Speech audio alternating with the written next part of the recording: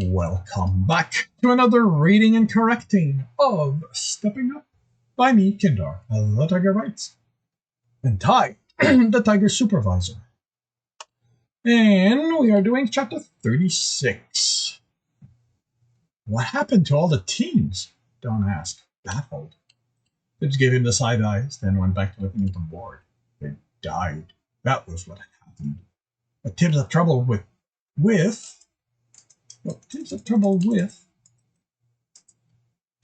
was why so many of the Upsilon and Rogue teams had lost members. He'd noticed that there were fewer and fewer people at the inn, but until now he thought it was because everyone other than the loyal customers had moved to other places to eat because the supply problems the inn was having. Just this morning, another shipment had arrived from Mountain Sea with many of the crates broken. The attendants couldn't be blamed, since moving things using the platforms didn't affect the items. So Krosev's father was in Mountain Sea now, investigating why so many shipments were damaged by the people transporting them to the platform. 2 and 8 teams were on the board. The 8 first were nobles. Of the others, Tibs only recognized the names of half the team. It meant that the leaders of the others were recent graduates to Upsilon, or the runners who had lost their leaders had to take over. Or some runners who had lost their leader had to take over. There had never been so many deaths of runners with elements before. I got only the best survive, Bone said, looking at Tibs with more dismay than sneering. But you managed it, so more should have. Did you lose anyone on your team? Tibs asked. No. Don narrowed his eyes in suspicion. Are you implying I'm not good enough to keep them alive? Anyone knows if they are bringing in new conscript to fill the ranks? Jekyll asked. Some of the names are runners who graduated, but not many. Is there anyone left in the kingdom cell to send? Nez asked. I do not believe there has ever been a need for so many conscript before, Kumar said. From what I have learned in my travels, the first group is normally large enough to cause a dungeon to graduate, and then people paying to run the dungeon suffice to continue feeding it. I guess they never had someone try to kill it before, Ron said, glaring at Tibs, and have someone messing that up. Tibs glared back at the sorcerer. Don't tell me you were actually involved with those people, Dawn, Kirino said, annoyed. If they killed it, we wouldn't be here anymore, the sorcerer snapped. They wouldn't need us. Jekyll snorted. You were wrong, Tibs. He is an idiot. Watch your tongue. Dawn reached for Jackal, but Tibs stepped in front. The sorcerer's hand was surrounded with essence. Don't. Dawn grinned evilly. If you want to suffer in this place, I'm more than happy to make it happen. The essence shifted, linked into strands that resembled barbed hooks. And when he put his hand on Tibs' chest, they pumped corruption in his body. Just consider acting, letting the sorcerer think his attack worked. But despite the danger, he wanted to put him in his place. He looked him in the eyes and didn't react. When Don's surprise turned to suspicion, Tibs realized having him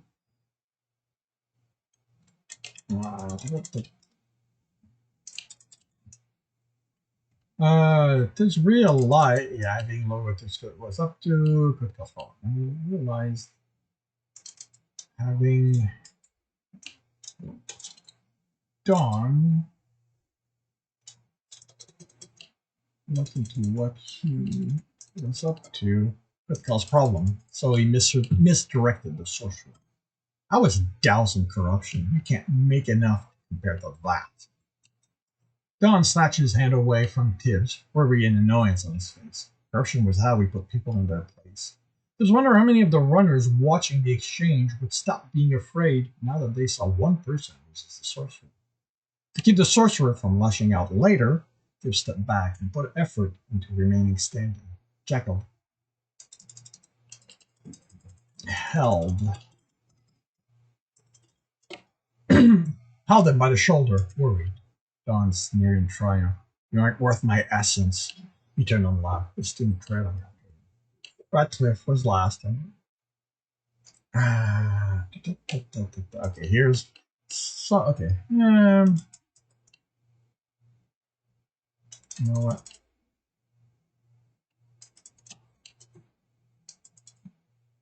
Because Tibbs asks if Dawn's team has survived, and if I say the team is entire all there, I'm kinda. Alright, he turned and laughed, Radcliffe following after giving Tibbs a powerless shrug.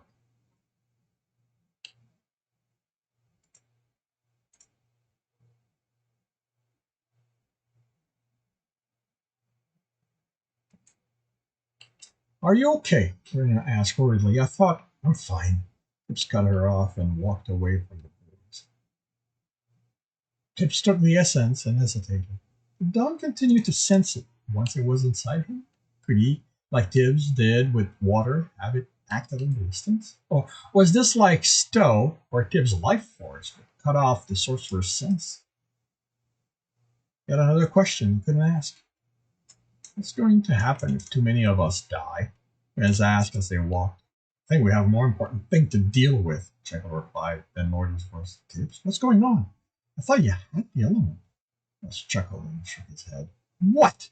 The fighter demanded. Tibbs eyed the archer. They had their problems for you, and we expect him to be so unworried.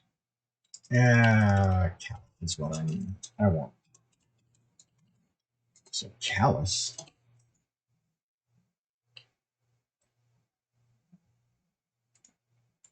Mills looked around to confirm no one was close. He's acting. Tibbs raised an eyebrow. Come on. Tibbs raised an eyebrow. Eyebrow? Eyebrow. Come on, it's obvious. Dunn touched him and Tibbs didn't react at all. Only after a few seconds did he feel the pain. Probably to keep Dunn from throwing a tantrum. Is that what you're doing? Jekyll asked Tibbs. Dunn's not an idiot, Tibbs said, still acting as if he was in pain. He didn't care if it looked like they were alone. He knew how easy it was to eavesdrop. But he's also overconfident. As long as he thinks he has the upper hand, he won't worry that I resisted him a little. You scared me, Lena said, relieved. Sorry. So, I said, what's going to happen if all the teams die? That won't happen, Jekyll said. We are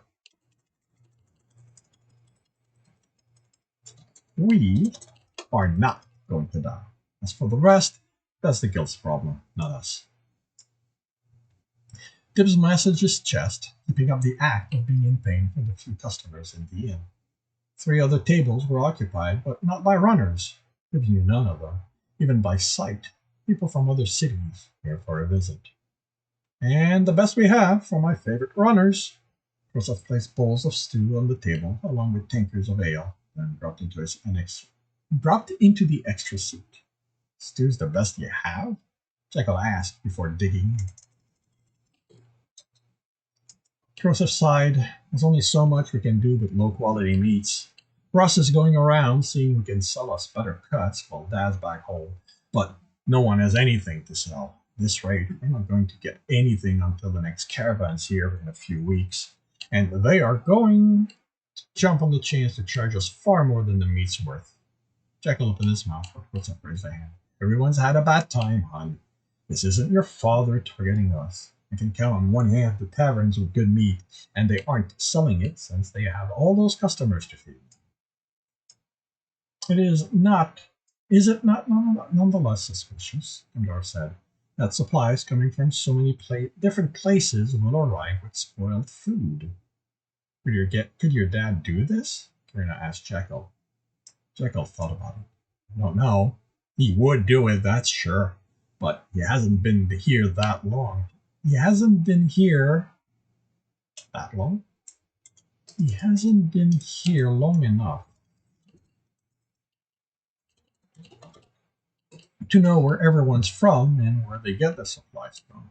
Normally I'd ask around, get someone who has had contact with people around my father to tell me, but none of the guards are speaking with me right now. It seems that after a few of them had had accidents, none of them will go against my father's wishes. But none of them worked for him anymore, as said. They've been the kind they've seen the kind of thing my father can make happen while they worked for him. So they know what those accidents really are.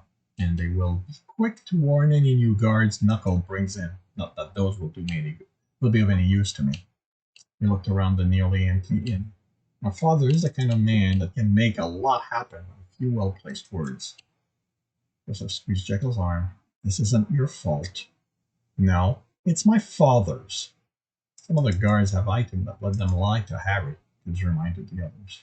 Have you been able to tell which one? Serena asked. Tibs shook his head.